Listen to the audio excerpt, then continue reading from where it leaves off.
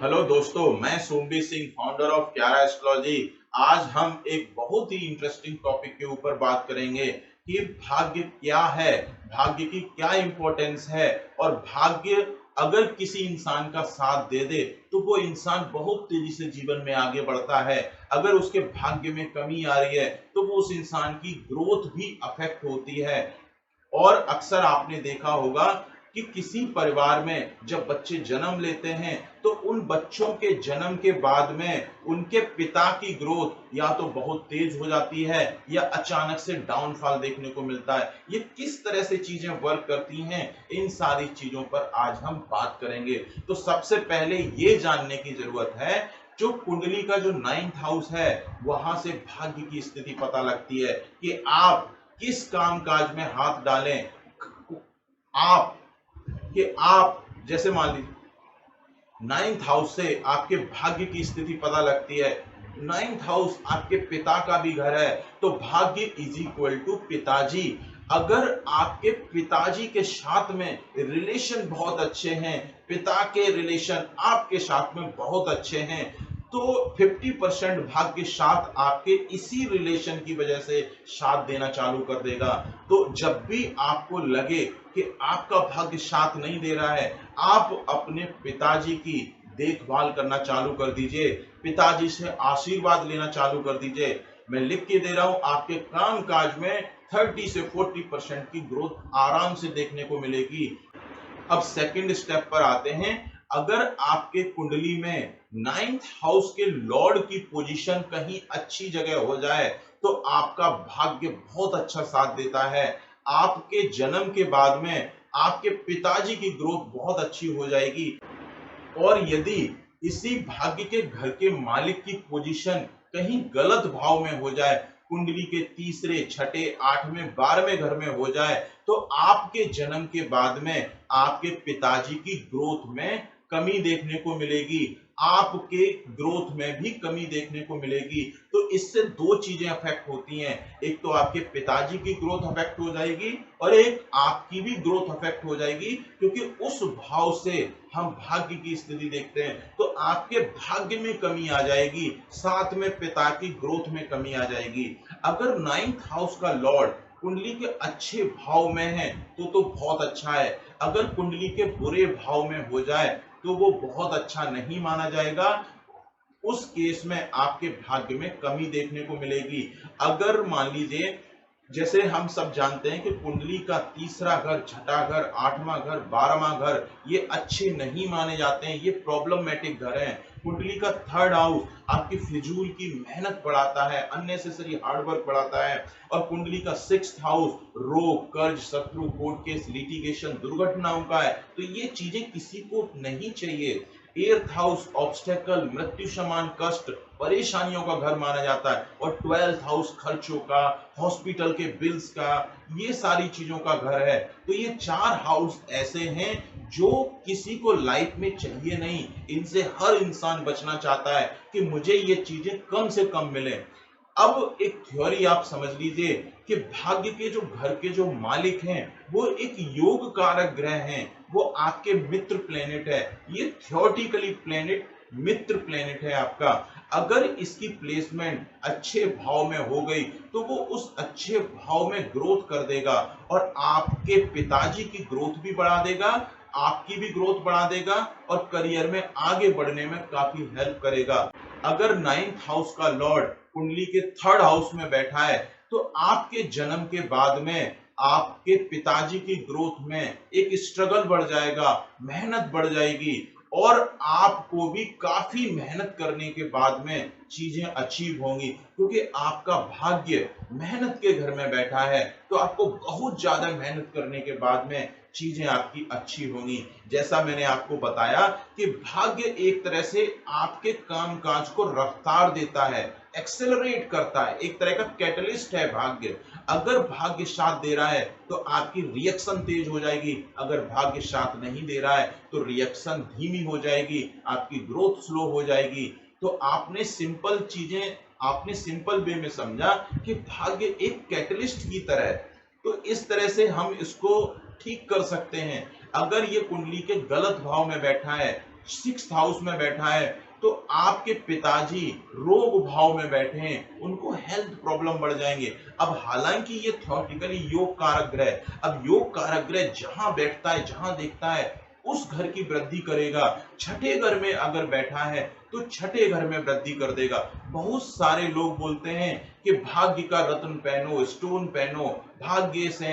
अगर आपके ninth house का लॉर्ड कुंडली के छठे भाव में बैठा है और आप जेमस्टोन धारण करते हैं, तो आपके भाग्य में तो वृद्धि होगी, क्योंकि वो नाइन्थ हाउस का बल भी बढ़ेगा, लेकिन साथ ही साथ वो छठे घर की वृद्धि कर देगा। और अगर वो छठे घर की वृद्धि करेगा तो छठा घर आपकी नौकरी का है, आपकी नौकरी में बहुत तेजी से ग्रोथ हो जाएगी, क्योंकि साथ में भाग्य के घर का बल भी बढ़ेगा। तो आपकी कुंडली में आपका भाग्य साथ देगा, आपकी ग्रोथ भी बढ़ेगी, नौकरी में ग्रोथ बढ़ेगी। लेकिन वो छठे घर में बैठा है, छठे घर में बैठेगा तो साथ में रोग, कर्ज, शत्रु, कोर्ट केस, लिटिगेशन, ये सारी चीजें साथ में एक्टिव हो जाएंगी। और जब वो छठे घर में बैठ के 12th हाउस पर दृष्टि डालेगा, तो जितनी ग्रोथ आपने नौकरी में करी, जितना अचीव किया, उसी रेट से वो आपके खर्चे भी बढ़ा देगा। तो ये बहुत अच्छा ऑप्शन नहीं माना जाता है कि अगर भाग्य के घर का मालिक छठे घर में बैठा है तो आप रत्न धारण कर लो, क्योंकि रत्न धारण करने से आप अगर जॉब वर्क में हैं तो आपकी नौकरी बहुत स्पीड से ग्रो हो जाएगी, लेकिन आपकी हेल्थ प्रॉब्लम धीमे धीमे गिरना चालू हो जाएगी। और सबसे ज्यादा हेल्थ खराब होगी आपके पिताजी की, क्योंकि भाग्य इज इक्वल टू पिताजी हैं, पिता भी उसी घर के मालिक हैं। तो अगर वो छठे घर में बैठे और आपने जेमस्टोन धारण कर लिया, तो आपकी पिता की हेल्थ में बहुत बुरी तरह से डाउनफॉल देखने को मिलेगा। पिताजी को किसी कोर्ट केस, लिटिगेशन, दुर्घटनाओं जैसी चीजों का सामना करना पड़ सकता है। अगर भाग्य के घर का मालिक अष्टम घर में बैठा है कुंडली के 8th हाउस में, तो वो उस 8th हाउस की वृद्धि कर देगा। 8th हाउस आपकी आयु का है, ऑब्स्टेकल का है, तो दुनिया भर की ऑब्स्टेकल, हर काम काज थोड़ा सा लेट से होना, देरी से होना, ये सारी चीजें होंगी, लेकिन आपकी आयु बढ़ जाएगी। लेकिन आयु बढ़ी कैसे?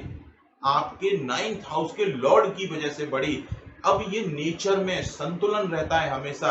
अगर आपको कोई चीज ज्यादा मिल रही है तो कहीं ना कहीं उसकी कमी जरूर होगी, कहीं ना कहीं उस चीज को बैलेंस जरूर करना पड़ेगा। तो नेचर हर चीज को बैलेंस करके चलती है। अगर आपको कोई चीज ज्यादा दे रही है तो उसके अगेंस्ट में कहीं ना कहीं उसकी कमी देखने को मिलेगी। अगर 9th हाउस का लॉर्ड अष्टम घर में बैठा है तो पिता की आयु में कमी हो जाएगी और आपकी आयु में ग्रोथ हो जाएगी। और ऐसे में अगर आपने जेमस्टोन पहन लिया तो आपके पिताजी की आयु बहुत तेजी से कम होना चालू हो जाएगी, बहुत बीमार पड़ना चालू हो जाएंगे। और अगर किसी गलत नक्षत्र में बैठे हुए हो, किसी मार्केश के नक्षत्र में बैठे हुए हैं भाग्येश अष्टम घर में, तो आपके पिताजी को मृत्यु समान कष्ट या फिर मृत्यु तक का सामना करना पड़ सकता है।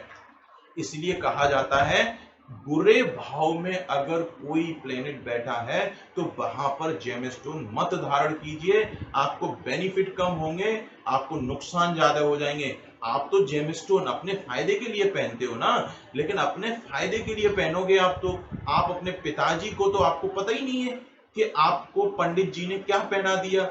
आप तो पंडित जी के पास गए, पंडित जी मेरी नौकरी नहीं लग रही है, मेरे क्या करूं, मेरा भाग्य साथ नहीं दे रहा।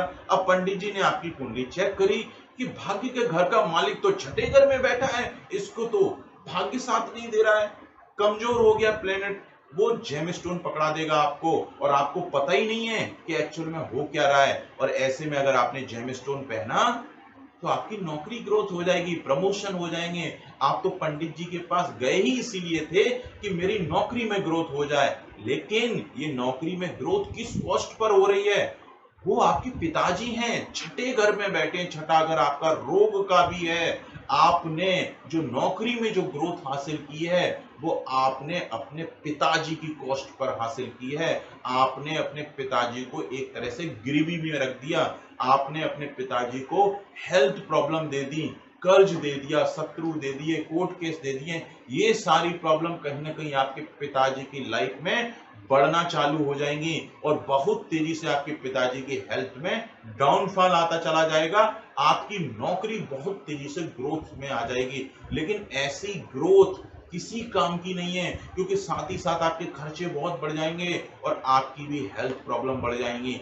अब ये प्लेनेट आपकी हेल्थ प्रॉब्लम बहुत ज्यादा नहीं बढ़ाएगा, क्योंकि वो आपके पिताजी हैं। पिताजी के ऊपर हेल्थ प्रॉब्लम ज्यादा बढ़ जाएंगे, आपके ऊपर उतने नहीं बढ़ेंगे। आप तो नौकरी ग्रोथ करने के लिए पंडित जी के पास गए हो ना, तो आपकी तो ग्रोथ हो रही है, आपको तो खूब मजा आ रहा है, काफी प्रमोशन हो गया, जनरल मैनेजर बन गए। लेकिन पता लगा कि 1-2 साल में आपके पिताजी का भी देहांत हो गया, लेकिन आपको तो पता नहीं कि ऐसा हुआ कैसे। वो इसलिए ऐसा हुआ क्योंकि भाग्य छठे घर में बैठा है।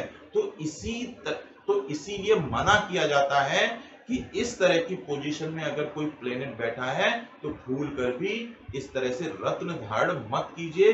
अगर वो अस्त अवस्था में बैठा हुआ है छठे घर में या 8वें घर में या 12th हाउस में, तो उस केस में आप रत्न धारण कर सकते हैं। एक अस्त की कंडीशन में रत्न धारण कर सकते हैं, क्योंकि अस्त ग्रह की किरणें आपके शरीर पर पहुंचती नहीं है, और जब वो पहुंचेंगी नहीं तो वो प्लेनेट कहीं भी बैठे कोई फर्क ही नहीं पड़ता है। और ऐसे में अगर आप अस्त की कंडीशन में जेमस्टोन धारण करोगे तो वो जिस घर का मालिक है उस घर का बल बढ़ा देगा, और वो बैठा कहां है उससे फर्क नहीं पड़ता है। तो वैसे में आपके पिताजी की ग्रोथ हो जाएगी, भाग्य में ग्रोथ हो जाएगी।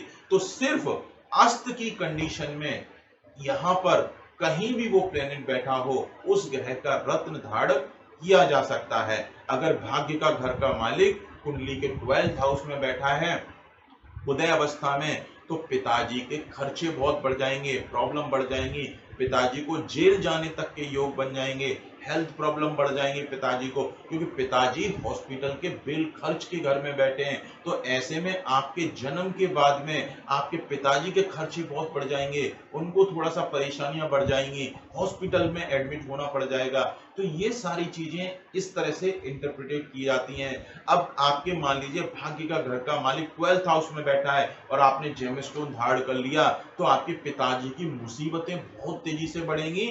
आपकी अगर नौकरी है, आप जॉब वर्क में हो, तो आपकी जॉब में बहुत अच्छी ग्रोथ हो जाएगी, लेकिन साथ ही साथ आपके खर्चे इतने बढ़ जाएंगे कि आपकी सैलरी मान लो 50,000 से 1.5 लाख हो भी गई तो खर्चे भी उसी रेशियो में बढ़ेंगे। साथ ही साथ में आपके पिताजी की हेल्थ में डाउनफॉल आता चला जाएगा।